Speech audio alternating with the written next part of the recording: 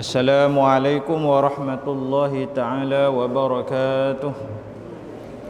Bismillahirrahmanirrahim. Alhamdulillahirabbil alamin wa bihi nasta'in wa la udwana 'ala zalimin wa salatu wassalamu ala asyrafil anbiya'i wal mursalin wa ala alihi wa sahbihi wa man tabi'ahum bi ihsanin ila yaumiddin.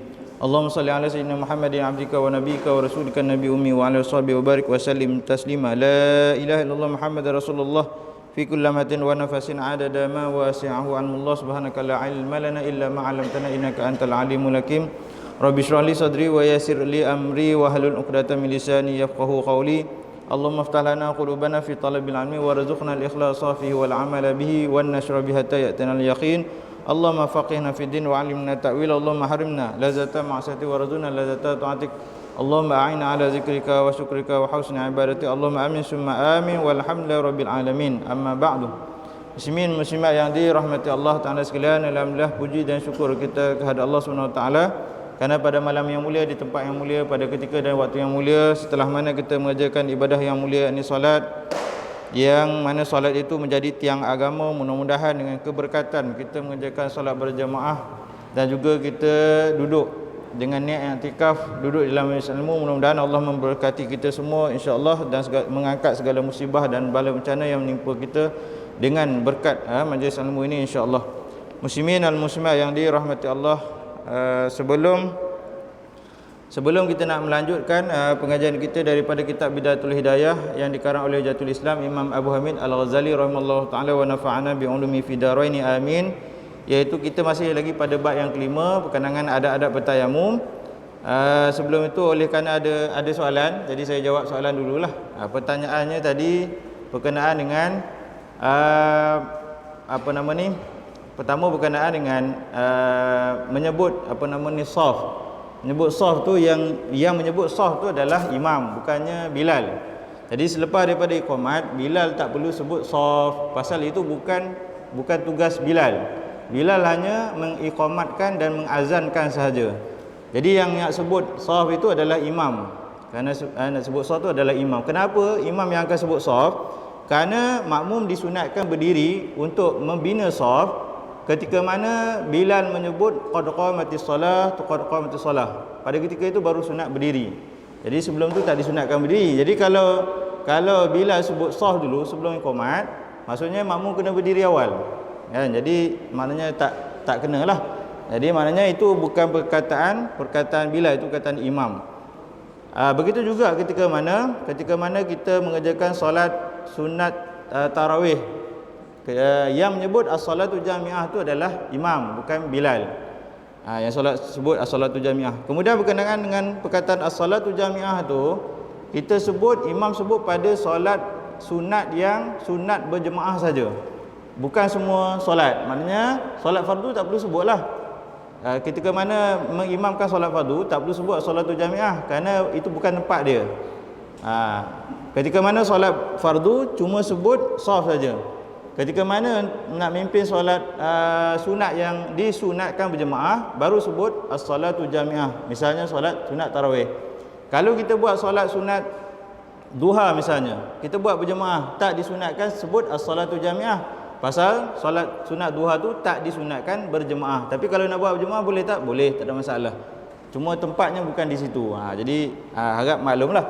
Kemudian satu lagi, soalan yang lain adalah berkaitan dengan ketika mana selepas daripada kita mengerjakan solat fardu isyak. Ini selalu diamalkan. Iaitu kalau misal kata ada nak buat solat sunat hajat ataupun solat sunat taubat, lepas daripada habis sembahyang isyak, terus bangun kan? Terus bangun buat solat sunat hajat. Sebenarnya yang betulnya ialah lepas daripada selesai sembahyang fardu isyak, kita berwirid terlebih dahulu, walaupun wirid yang ringkas, wirid lepas tu berdoa. Lepas berdoa, kita sunat buat solat sunat ba'diyah isyak dulu, baru buat solat sunat hajat. Pasal apa? Pasal solat sunat ba'diyah isyak tu hukumnya hukumnya adalah sunat muakkadah, sunat muakkad, dan dia juga adalah solat sunat muakkad. Sedangkan solat sunat hajat tadi bukan muakkad. Jadi antara muakkad dengan ghairu muakkad, kita mesti utamakan yang muakkad dululah. Maksudnya lepas pada solat isyak tu terus buat ba'da isyak dulu, lepas tu baru buat solat sunat hajat dan sebagainya lah. Itu dia punya tertib dia. Jadi ini saya tengok di mana-mana tempat lah, lepas sembahyang isyak tu terus buat solat sunat hajat. Lepas tu nanti kejap lagi baru masing-masing buat solat sunat ba'da isyak. Jadi agak terbalik lah, agak terbalik. Itu peringatan kita bersamalah. Baik. Okey, kita sambung tentang adab bertayamum. Bagaimana kita sebut sebelum ini, dalam adab bertayamum ni, apabila kita sudah gunakan tayamum untuk solat fardu ataupun apa-apa ibadah yang fardu, kita tidak boleh lagi guna tayamum yang sama untuk fardu yang lain, untuk fardu yang lain. Satu tayamum hanya untuk satu fardu saja. Misalnya kita buat solat fardu maghrib, kita dah tayamum, lepas tayamum buat solat fardu maghrib. Kejap lagi tayamum yang digunakan untuk solat fardu maghrib tu sudah tidak boleh digunakan untuk mengerjakan solat fardu isyak. Sudah tidak boleh digunakan lagi. Pasal apa? Pasal tidak boleh dua fardu menggunakan tayamum yang sama.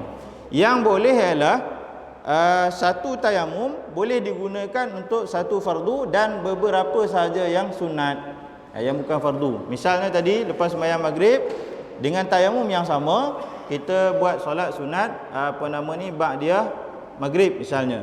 Lepas solat sunat ba'diyah maghrib, kita buat lagi solat sunat awabin misalnya. Antara bainal maghrib wal isyak kan ada awabin.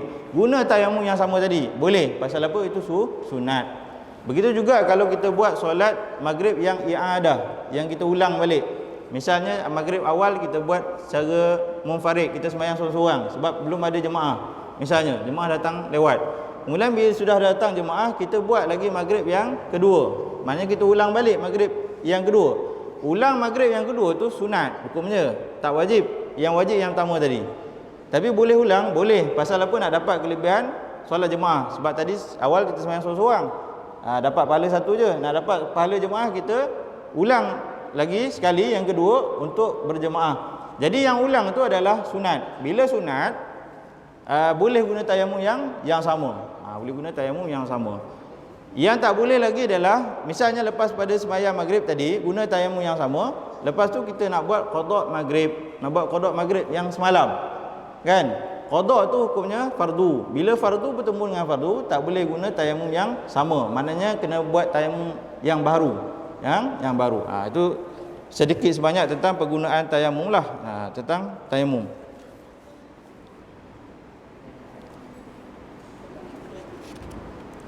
Jadi tayamum untuk untuk solat sunat duha misalnya, iaitu selepas daripada masuk waktu duha. Kita nak tidak ada air, kita nak sembahyang sunat duha kan. Dah masuk waktu duha baru tayamum, kemudian baru sembahyang sunat duha. Tak boleh tayamum awal sebelum masuk daripada waktu dia. Walaupun waktu duha dengan waktu isyraq ni, ada ulama mengatakan waktu isyraq tu, solat sunat isyraq tu dengan solat sunat duha tu adalah sama. Tapi dalam Bidayatul Hidayah ni Imam Ghazali membezakan. Solat sunat isyraq tu lain, duha tu lain. Solat sunat isyraq tu misalnya lepas daripada waktu isyraq, waktu syuruk lah. Lepas pada waktu syuruk, kita tengoklah waktu syuruk dalam takwim pukul berapa. Misal katalah syuruk pukul 6.30 misal. 6.30. Daripada 6.30 tu kita tambah lagi 16 minit. Tambah lagi 16 minit, maksudnya sudah isyraq, sudah boleh buat solat sunat isyraq. Sudah boleh buat solat sunat isyraq. Kemudian lepas solat sunat isyraq tu baru masuk duha. Itu bagi pendapat Imam Ghazali lah. Isyraq dengan duha tu dibezakan. Tapi bagi ulama yang mengatakan isyraq dengan duha tu adalah sama, bila kita tambah 16 minit daripada waktu syuruk tu, itu sudah boleh buat duha. Faham? Boleh faham? Itu bagi orang yang mengatakan duha dengan isyraq tu adalah sama. Bagi Imam Ghazali, isyraq dengan duha tu beza. Jadi maknanya sebelum kita nak mengerjakan solat sunat duha tu, kita tak boleh lagi ambil bertayamum tadi. Ketika mana tidak ada air lah. Bertayamum tu bila sudah masuk waktu duha. Sudah masuk waktu duha baru kita bertayamum untuk solat sunat duha. Sementara solat sunat yang ada sebab, kita bertayamum lepas daripada melepasi sebab tersebut. Contohnya gini, kita nak buat solat sunat tahiyatul masjid. Jadi kita tak boleh bertayamum awal sebelum kita masuk masjid. Dah masuk masjid baru boleh bertayamum. Pasal apa? Nak buat solat sunat tahiyatul masjid mesti masuk masjid dulu. Kan? Kalau kita tayamum awal di luar masjid, belum masuk masjid. Jadi tak dikira lah tayamum tersebut. Tak sah lah. Jadi bila dah masuk masjid dulu, dah masuk masjid maksudnya sudah mencapai sebab tu, sebab masuk masjid, baru boleh buat solat sunat tahiyatul masjid. Maknanya tayamum dalam masjid lah. Tayamum dalam masjid.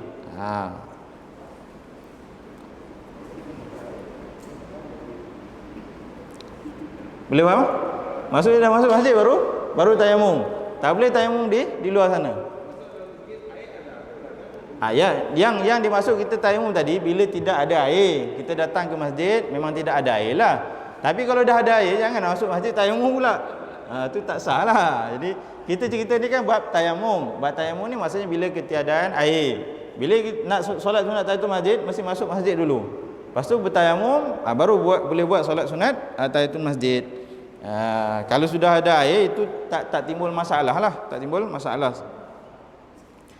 Kemudian bagi solat sunat, misalnya istisqa, minta hujan. Kan kemarau tak ada air, kan? Kita nak buat solat sunat istisqa, minta hujan. Jadi macam mana nak tayamum ni? Nak tayamum ni adalah selepas daripada orang ramai dah berkumpul. Orang ramai dah berkumpul semua, baru kita bertayamum sebelum kita mengerjakan solat sunat istisqa tu, ataupun solat sunat gerhana matahari dan sebagainya lah, gerhana bulan dan sebagainya. Kalau gerhana bulan dengan gerhana matahari tu bila dah berlaku perubahan gerhana tu, bulan ataupun matahari bila dah berlaku perubahan gerhana tu, ketika itu baru kita bertayamum. Bertayamum bila ketiadaan air lah. Okey. Kemudian kalau kita nak buat solat sunat mutlak, solat sunat mutlak ni dia tidak terikat dengan waktu yang tertentu kecuali waktu yang diharamkan solat lah. Jadi bila nak mengerjakan solat sunat mutlak, misalnya tayamum tu boleh dilakukan pada bila-bila masa. Ini khusus untuk solat sunat mutlak saja. Solat-solat lain, misal tahiyatul masjid, masuk masjid dulu baru boleh buat. Solat sunat musafir, kan? Kita nak pergi musafir, maknanya kita buat dekat rumah lah sebelum nak keluar musafir. Baru boleh kita bertayamum. Solat sunat apa lagi? Jadi kalau solat sunat mutlak ni dia tidak terikat dengan waktu, jadi kita boleh bertayamum pada bila-bila masa. Maknanya kita nak buat solat sunat mutlak dalam masjid, kita tayamum siap-siap di rumah misalnya ataupun di luar pada masjid, tu dibolehkan. Pasal solat sunat mutlak ni dia tidak ada waktu-waktu yang tertentu kecuali waktu yang diharamkan solat saja. Waktu yang diharamkan solat tadi waktu syuruk diharamkan solat, maka tak boleh buat solat sunat waktu tersebut. Ketika mana matahari terbenam, kan? Tak boleh buat solat sunat mutlak pada waktu tersebut. Jadi maknanya khusus untuk solat sunat mutlak ni bagi tayamum boleh tayamum pada bila-bila masa. Baik, apa itu solat sunat mutlak?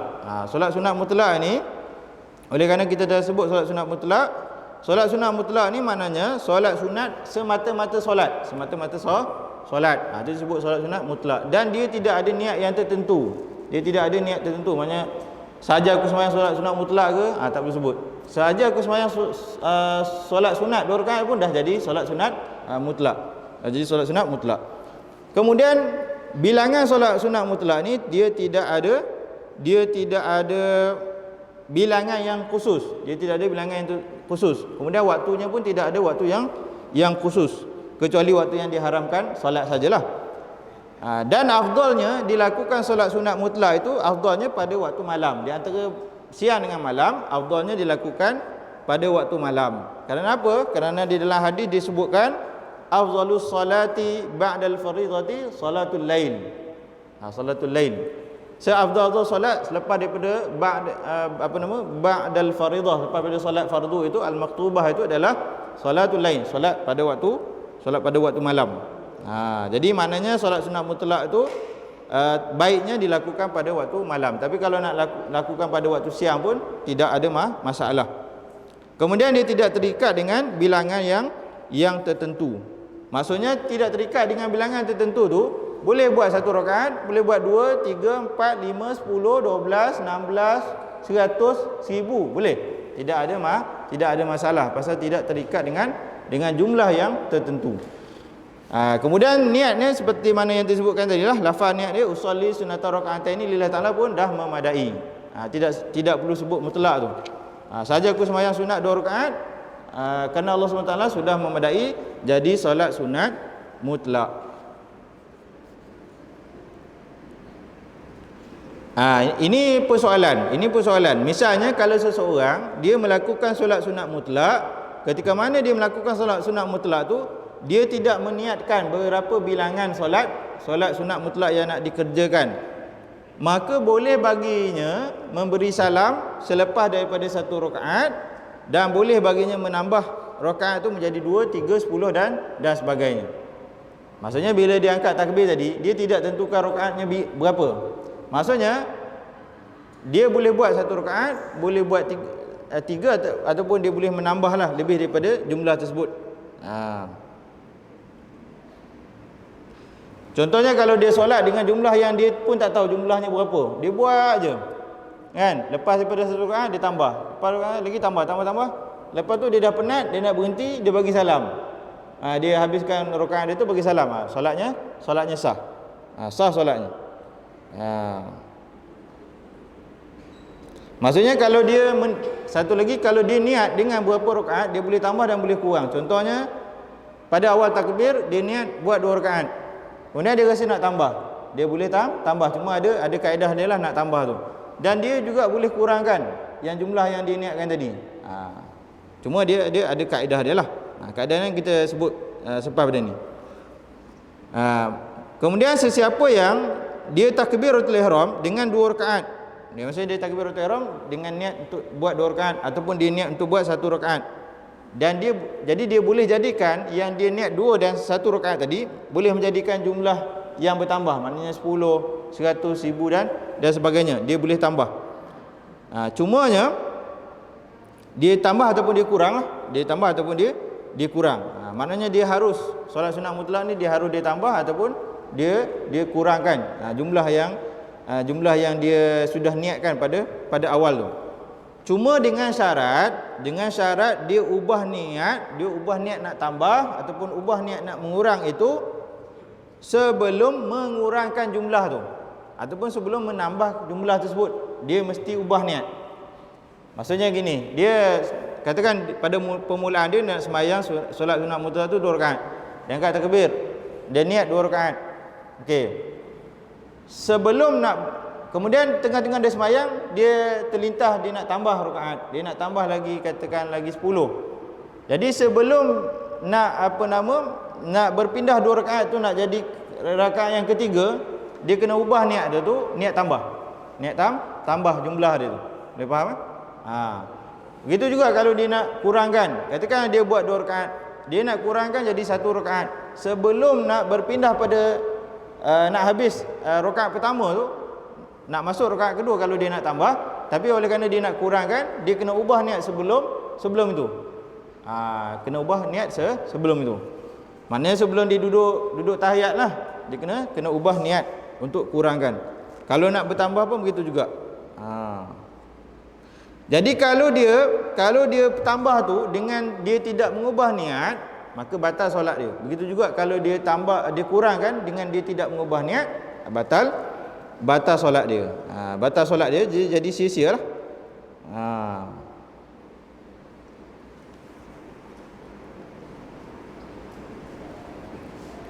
Contohnya dia buat 2 rakaat, dia nak tambah lagi 3. Jadi lepas daripada rakaat yang kedua, sebelum dia nak bangun pada rakaat ketiga, dia dah ubah niat. Niat dia niat menambah rakaat yang ketiga. Lepas tu habis rakaat ketiga dia bagi salam lah. Tapi misalnya dia buat 2 rakaat tadi, niat asal 2 rakaat. Kemudian bila dia lepas daripada rakaat kedua tu, dia duduk tahiyat, dia duduk pada rakaat kedua tu, duduk antara 2 sujud tu. Kemudian dia nak bangun pada rakaat ketiga tu, dia nak tambah, tapi dia tidak ubah niat. Dia tak ubah niat pun tambah tu. Masih kekal dengan niat 2 rakaat tadi. Batal solat dia. Batal solat dia. Maksudnya dia bangun tanpa niat menambah, batal solat. Maksudnya di sini dia kena ubah niat tu sebelum daripada dia berlaku penambahan rakaat ataupun mengurangkan rakaat. Tapi kalau dia bangun tu terlupa. Jangan sampai dia dah berdiri betul. Sebelum dia berdiri betul tu dia teringat. Dia cepat-cepat duduk balik, ubah niat, lepas tu baru bangun. Untuk tambah rakaat yang ketiga lah kalau dia nak menambah.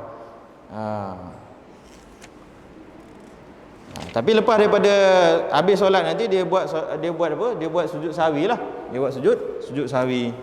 Itu sedikit sebanyak tentang solat sunat mutlak. Oleh sebab itulah kalau kita baca sirah, baca kisah-kisah ulama, ada ulama yang solatnya sampai 1000 rakaat kan? Pernah baca kan? Imam Ahmad misalnya 100-200 rakaat. Masuk penjara pun masih lagi rakaat solatnya 200. Imam Ali Zainal Abidin misalnya 1000 rakaat. Sebab tu Imam Ali Zainal Abidin disebut sebagai sajjad, orang yang banyak sujud. Sajjad dia ada tasydid. Kalau tak ada tasydid jadi orang lain. Sajjad saja jadi orang lain. Kalau sajjad tu orang yang banyak sujud. Boleh faham? Jadi maknanya jumlah dia solat banyak ni, itulah disebut sebagai solat sunat mutlak. Solat sunat mutlak. Misalnya Imam Bukhari, setiap kali dia nak masukkan hadis dalam dalam kitab Sahih Bukhari tu, dia solat sunat 2 rakaat. Itu ulama kata itu solat sunat istikharah. Dia nak istikharah kan. Hadis ni dia nak masuk ke tidak. Tapi jumlah dia solat tu banyaklah daripada awal dia kumpulkan hadis masuk dalam Sahih Bukhari tu sampailah ke tahun yang ke-16. 16 tahun dia kumpul Sahih Bukhari tu. Jumlah solat sunat dia tu lebih daripada berapa belas ribu. Berapa belas ribu lah rakaat dia. Setiap sekali dia nak masuk 2 rakaat. Jadi kiralah daripada hadis Sahih Bukhari tu ada berapa jumlah dia, darab dengan 2. Jadi solat yang banyak-banyak ni dinamakan solat sunat mutlak. Solat sunat mutlak. Jadi habis selesai itu kita masuk kepada rukun tayamum. Rukun tayamum. Rukun tayamum ni dia ada 5 rukun tayamum. Rukun tayamum ni ada 5, disebut dalam kitab Furudut Tayamumi Qamsatun. Fardu tayamum tu ada 5. Yang pertama naqlut turab, memindahkan turab, debu tanah tu, pindahkan tu maksudnya kita tepukkan, kita nak sapu ke muka dengan tangan, itu maksud pindah tadi. Kemudian yang kedua adalah an-niyatu, niat. Yang kedua. Nanti kita huraikanlah satu persatu. Kemudian yang ketiga mashul wajhi, maknanya menyapu ke muka lah dengan debu tanah tadi. Kemudian yang keempat maslul yadaini ilal mirfaqain, maknanya menyapu tanah itu ke dua belah tangan. Kemudian yang kelima at-tartibu bainal mushatain, tertib di antara dua sapuan tadi, sapu di muka dengan sapu di tangan. Karena anggota wuduk tu ada 2 je, bahagian muka dengan bahagian tangan saja. Anggota tayamum. Anggota wudu ada 4, anggota tayamum ada 2. Mudah aja nak diingat. Kemudian rukun tayamum yang pertama tadi memindahkan debu. Maksud memindahkan debu tadi adalah iaitu memindahkan debu tanah daripada tanah ke tapak tangan. Daripada tanah tu ke tapak tangan. Tu maksud dia. Dengan apa? Dengan ditepuk ataupun dipukulkan kedua-dua tangan tu pada tanah, pada debu tanah. Sebanyak berapa kali? Sebanyak 2 kali. Banyak 2 kali. Kenapa 2 kali? Kerana anggota tayamum kan ada 2. Satu tepukan untuk bahagian muka, tepukan yang kedua nanti untuk bahagian kedua-dua tangan. Tu dengan sebab tu dia dikatakan 2 kali tepukan. Apa yang penting di sini ialah ada perbuatan memindahkan tanah tu, debu tanah tu daripada tempat asal dia ke bahagian anggota tayamum. Jadi maknanya menepati rukun tayamum lah.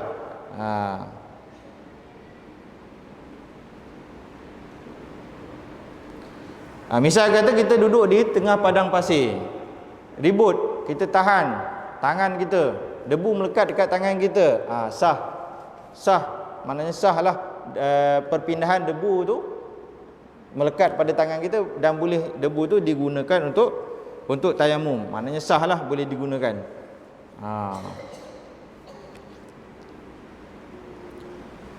Cuma kita boleh tambah tepukan ni apabila dua tepukan itu tidak memadai. Kita tengoklah, kalau tak memadai, kita boleh tambah daripada dua tepukan tu menjadi lebih daripada dua. Bergantung kepada penggunaan kita lah, penggunaan debu untuk kita tayamum tu. Yang kedua adalah niat tayamum, iaitu apa? Lafaz niat tayamum, nawaitu tayamuma li istibahati fardhis salati lillahi ta'ala. Kita niat tayamum tu niat istibahatus solah, niat untuk mengharuskan solat. Nak mengharuskan solat. Tayamum ni bukan dia ganti, dia maknanya dia bukanlah ganti wuduk tu setara dengan wuduk. Dia cuma kata apa? Sekadar untuk mengharuskan solat pada ketika darurat sahaja. Jadi kita niat nawaitu tayammuma li istibahatis salah li istibahati fardhi salah lillahi ta'ala. Saja aku bertayamum dengan bagi mengharuskan solat fardu kerana Allah Subhanahu wa taala.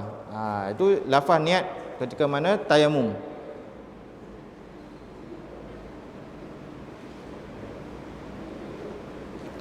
Kalau kita dah niat tayamum tadi, maknanya kita nak buat solat fardu, nak buat solat sunat, nak pegang mushaf, nak apa semua tu dibolehkanlah sebab kita sudah bertayamum tadi.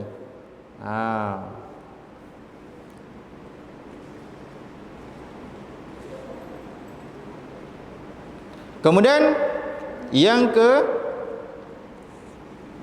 ketiga adalah menyapu muka. Ini menyapu muka. Setelah kita dah pindahkan tanah tadi, kemudian kita dah niat, barulah kita gunakan debu tanah itu tadi untuk sapu bahagian muka.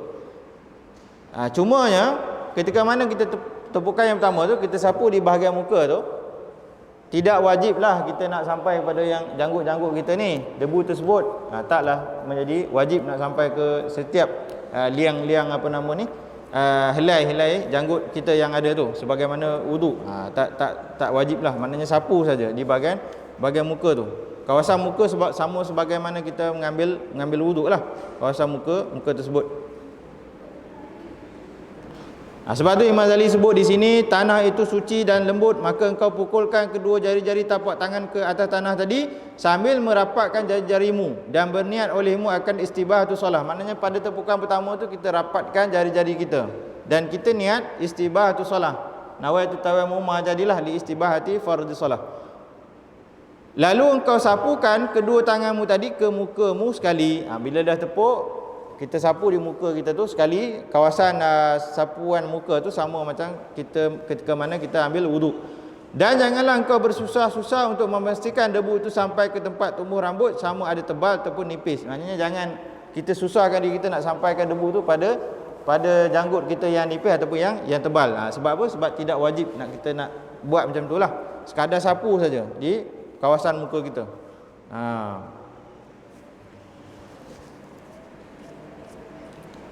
Kemudian yang keempat, menyapu kedua-dua tangan hingga ke siku. Nanti kita tunjuk macam mana nak sapu kedua-dua tangan hingga ke siku. Itu rukun yang keempat. Yang kelima adalah tertib. Tertib tu maknanya tak boleh sapu tangan dulu, lepas tu kejap lagi nak sapu muka. Tak tertib lah. Bila tak tertib, tak sah tayamum. Maksudnya kena sapu muka dulu, kemudian barulah kedua-dua tangan. Kedua-dua tangan. Kemudian sunat-sunat tayamum. Sebagaimana dalam wuduk dia ada sunat wuduk, dalam tayamum pun dia ada sunat tayamum. Yang pertama adalah membaca basmalah, iaitu membaca bismillahirrahmanirrahim. Itu sunat ketika mana tayamum, sebagaimana sunat ketika mana kita berwuduk juga. Kemudian yang kedua, mendahulukan anggota yang kanan daripada yang kiri, sama macam wuduk lah. Jadi maknanya ketika mana kita sapu pada bahagian tangan, sapu pada bahagian tangan kanan dulu, kemudian baru tangan kiri. Muka tak adalah, muka bahagian kanan, lepas tu muka bahagian kiri tu tak ada. Muka tu sekaligus saja. Muka sekaligus. Tangan je, kanan dengan kiri tu maknanya mendahulukan yang kanan daripada yang kiri, kerana Rasulullah SAW suka mendahulukan yang kanan daripada yang kiri. Kecuali sikat rambut dia ada kanan kiri. Dia sikat kanan dulu, kemudian sikat kiri. Kalau ambil wuduk ni tak ada basuh muka kanan dulu, kejap lagi tangan kiri, tak ada. Tu sekali je. Maknanya tayamum pun sekali juga. Sekali saja. Kerana dalam hadis disebutkan wa an sayyidatina Aisyah radhiyallahu taala anha qalat in kana Rasulullah sallallahu alaihi wasallam yuhibbu tayammuna fi tahurihi idza tatahhara wa fi tarajjulihi idza tarajjala wa fi i'ti'alihi idzan ta'ala. Kata Sayyidatina Aisyah radhiyallahu taala anha, isteri Nabi sallam, Rasulullah suka mendahulukan yuhibbut tayammuma, suka mendahulukan yang kanan. Rasulullah ni suka dahulukan yang kanan ketika mana fit tuhur, ketika mana bersuci. Ketika mana bersuci maksudnya mandi ke, ambil wuduk ke, suka mendahulukan yang kanan. Kemudian dalam perapian rambut, dalam menyikat rambut, pun sama juga Rasulullah suka sisir rambut sebelah kanan dulu, kemudian baru yang kiri. Kemudian ketika mana memakai ni'al, memakai capal, memakai selipar, memakai kasut, dahulukan yang kanan sebelum yang kiri. Samalah kita pakai stokin pun, dahulu yang kanan sebelum yang kiri. Hadis riwayat Imam Bukhari dan juga Imam Muslim.